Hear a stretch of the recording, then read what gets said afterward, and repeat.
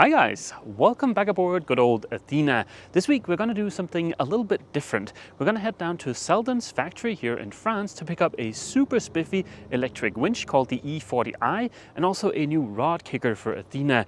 While we're there, they're going to give us a short tour of the factory. Athena is about as close to having a Selden mast as you can get without it technically being a Selden mast. Athena's mast is a Kemp mast, but it's from 1988, and already back then Selden owned 50% of Kemp. Before we left Denmark, I took the mast apart to service the in-mast furling, and for that I found this manual on the internet. Now it says Selden on here, but everything I found inside of the mast matched this manual 100%. So I think it's safe to say that we are as close as you can possibly be to having a Selden mast without it technically having been made by Selden. When we unstepped the mast in Gosport, I went over the mast with the rigger and thank God, knock on aluminum, there is nothing wrong with our mast as of yet. So we don't need a new mast, at least not yet, but I figured it'd still be fun to see how a mast is made. Like I mentioned, while we're at the factory, we're going to be picking up a new rod kicker to replace this old rigid boom vang. That's going to give us some really nice benefits, but we'll circle back to that once we're back from the factory. My name is Mess, this is my wife Ava. I've spent the last 5 years on a somewhat extensive refit of our 1987 Warrior 38 named Athena. That was a DIY fun-packed adventure complete with a very extensive osmosis treatment, building a new rudder using vacuum infusion, rebuilding the entire deck, gutting and subsequently rebuilding most of the interior, painting the top sides, and a ton of other projects. The summer of 2021 we started cruising full-time. Now we're finally ready to begin our adventure. Selden's factory in France is their newest factory. It's located about 4 hours from Cherbourg or just a little north of La Rochelle. After a beautiful drive through the French countryside, we pulled up and got a warm welcome. Hello everyone, welcome at Selden France. My name is Leon Lampert. I'm General Manager for Selden France.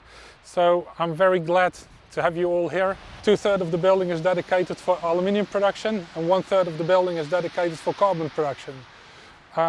We will go inside and show you how we build up your mast, how we make sure that you get the best part you can imagine. Like I mentioned aboard Athena, we don't need a new mast, yet at least. But if we did, this is how it would start out, like a raw aluminum extrusion. If you would replace your rig, then the mast would go into the CNC machine.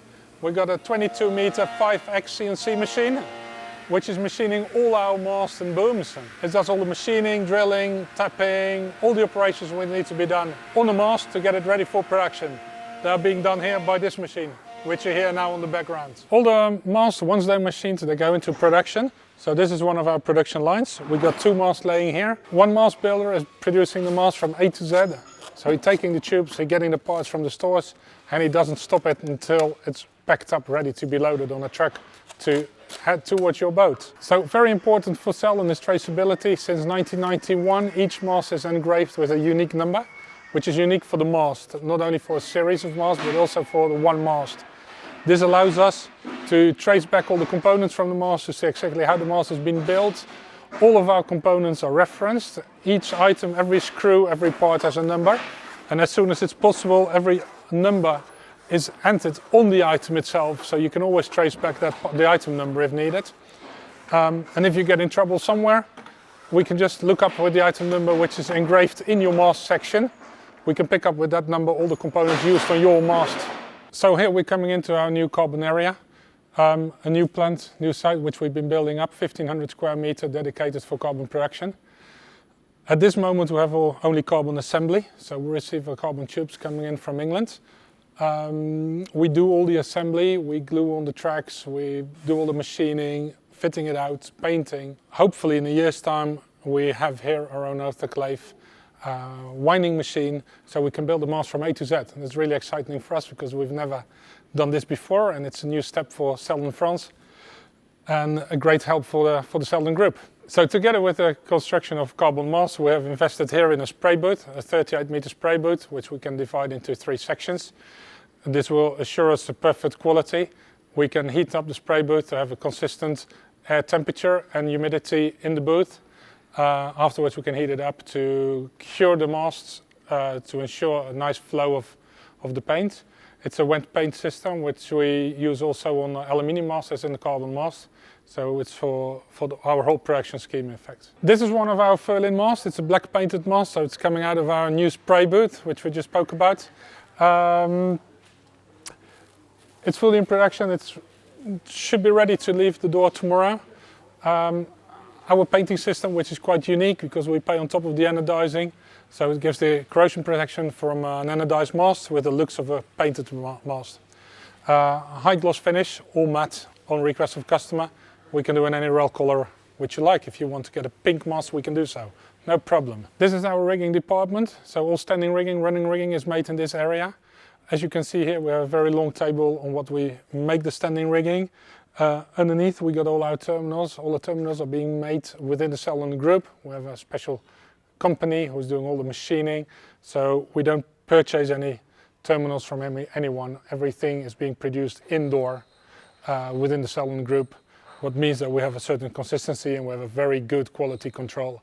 We know exactly what's happening with all our products, and we can assure that you get the best quality you can get. While touring the factory, we also got to see a lot of work being done, like for instance the swaging of fittings onto standing rigging. When it's swaged, it becomes a little bit longer. So after swaging, we must always see one of the lines. If we see two, it's no good. Okay. If we see nothing, it's no good either. Oh. Because that means that it's been pushed in too far, so it's out of standard. Okay. And if we see two, it means that the cable didn't go all the way into the terminal. Okay. So it always gives the control to make sure that the terminal is in the right position. We also got to see the birth of a pair of spreaders. They start out life pretty much like the mast does, in the shape of raw aluminum extrusions that are then cut to size and machined. Although not cut by CNC, everything is set up for precise, repeatable and safe work. Everybody has gone to lunch now, so that means we have the place to ourselves. It's nice and quiet in here now. What is really cool about this factory is that they do basically everything here. It's a one-stop shop, from the raw extrusions to a completely finished rig. One of my favorite things about the Selden factory is that everything is extremely organized. Look at all these bins, everything's well labeled and marked, and they really emphasize keeping a clean and neat factory because they feel like if everything is neat, you're able to focus on your work. And on top of that, they have everything they need to build a mast here, from blocks and tracks and whatever they need. To go along with how organized they are here, something I thought was really awesome is that whenever they're building a mast, they have these little bins and put whatever items they need for that particular mast. I just feel like that is extremely helpful and probably helps a ton with productivity. Like I mentioned earlier, this factory here, it is basically a one-stop shop for everything. And in fact, Selden does produce, well, anything you'd need to rig a boat. The examples we've got here are kind of shrunken down a little bit because these are examples that Selden brings to boat shows. So yeah, it's easier if they're a little bit smaller, but there is a pole here for poling out a head sail like we're going to do when we cross the Atlantic. There's a rigid boom wang, which we are hopefully going to replace Athena's in the upcoming weeks. And then there is a bowsprit. Here is an assortment of various deck hardware. There's a block, deck organizer, all kinds of good stuff. But back here is something that's really interesting. This is something that's unique to Selden. The mast heel here is convex, so that when it sits on the mast base, it can pivot back and forth. By having the mast heel be slightly curved, you can trim the mast without putting any kind of point load on anywhere on the mast. That is a really neat idea. Both Ava and I had a ton of fun touring the Selden factory, and I hope that shined through in this video. Now, like I mentioned, we went down there to pick up a few new items for Athena. There is a new Selden E40i electric winch and a new rod kicker. I'll be installing the E40i next week. This is going to go up on our cabin tub and replace a manual winch. The manual winch that is right here, to be exact. And the cool thing about putting the E40i here is that we can get a fair lead of most of the lines here in the cockpit to the electric winch, including, for instance, our main sheet over here and possibly also these sheets for the head sail. That gives us the convenience of being able to use an electric winch while at the same time retaining all of our manual winches as a backup. It's one one of the unique aspects of the E40i that makes it possible for us to mount it here without losing any headroom, because the E40i doesn't have a big bulky motor below it. It's all built right into the winch. Let's not get carried away here. Like I said, the E40i is on the to-do list for next week, so let's get back to that then. For now, let's switch focus to the Rodkicker. Selden's Rodkicker is a type of rigid boom vang. There are 3 different models, each of them in 2 sizes, I believe, available. There's the 10, the 20, and the 30. This is the 20 in the standard length. There's also a longer version of that available. If you want to know how to measure for a Rodkicker on your boat, I'll include a link for a PDF down in the description. So what exactly does the Rodkicker do? Well, for us, it does a few different things. For one, it's important for sail trim, especially when going downwind. Another benefit to having a Rodkicker is that it can eliminate the need for a topping lift, because the Rodkicker will have this gas spring inside of it, and this is actually strong enough to lift the weight of the boom, so you don't have to worry about a topping lift. If you don't have in-mast furling, that'll also be beneficial, because it means the boom won't come crashing down on deck if you lower the sail without having a topping lift in place. But for us, it's even more convenient because we have in-mast furling, and when you furl and unfurl an in-mast furling sail, it is a good idea to have the boom positioned at a little bit of an angle to have an equal tension on the luff and the foot of the sail. We'll achieve this by putting a little mark on the line that goes to the Rodkicker. That way we know whenever we need to furl or unfurl the sail, we just release the line and put that mark right at, for instance, the beginning of the clutch, and we should be good to go. The gas strut comes in a few different versions. The one you need depends on the weight of your boom. This is also information that's included in the PDF I mentioned before. The one we've got here is the hard one. That's also known as the 2.5 kilonewton model. A quick little side note here. All of the websites I've seen that sell the Rodkicker sell the Rodkicker, the gas strut, and the tackle, meaning the line and the blocks you need for this, all separate. And it makes sense because each component kind of depends on what kind of boat you've got, so it's hard to put together a standard kit. So yeah, just be aware of that. There is a little manual included with the Rodkicker. This describes how to install the gas cylinder and also how to install the fitting on the boom where this attaches to. I am hoping we can reuse our old fitting, but we'll see. If you have a Rodkicker on your boat and it's refusing to lift the boom, then it is most likely an issue with the gas strut. These are cheap and easy to replace, so it's definitely worth a try.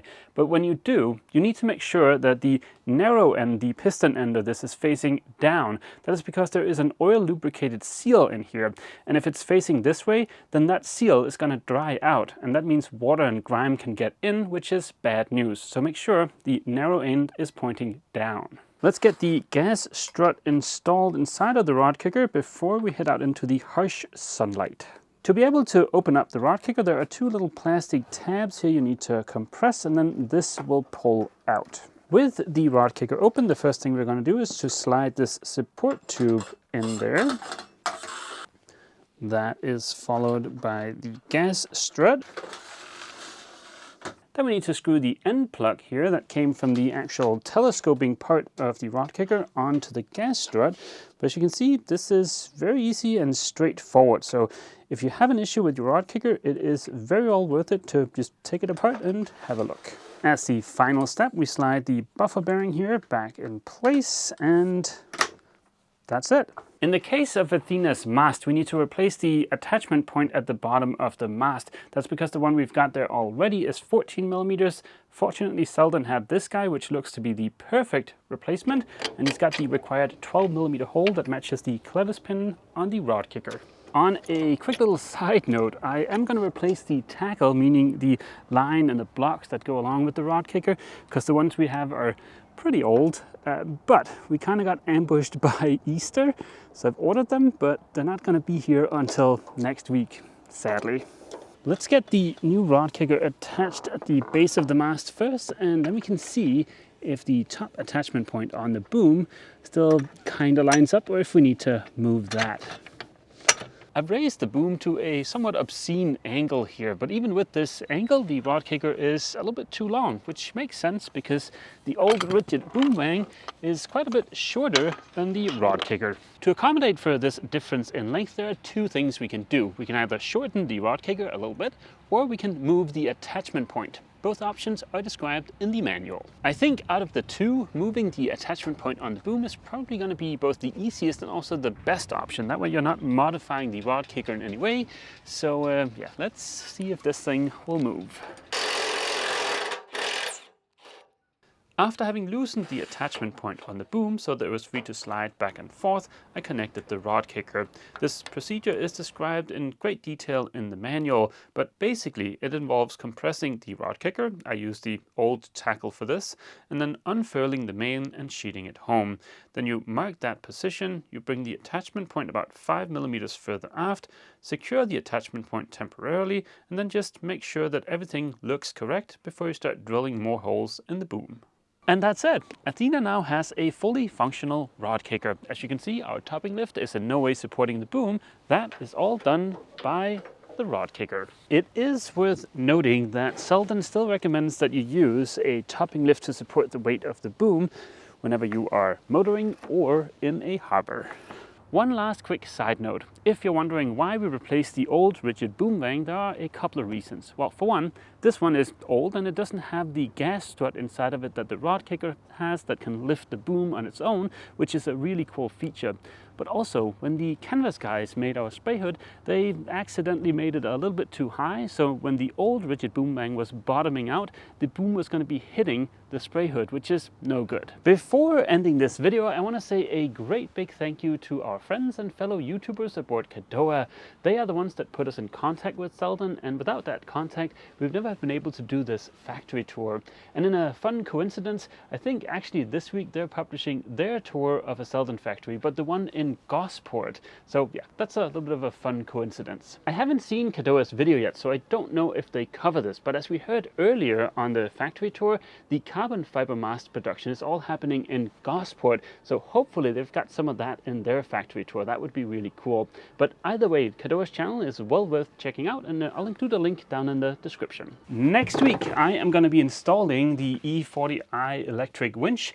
Eva's going to be making a bunch of these spiffy jerry can covers. She's also going to be finishing the sunshade out in the cockpit, and hopefully I can get the new tackle on the rod kicker. Next week is going to be a lot of fun. And on that hopeful note, we'll end this week's video here. As always, feel free to leave a comment down below, and don't forget, if you've enjoyed this video, please remember to leave a like. See you!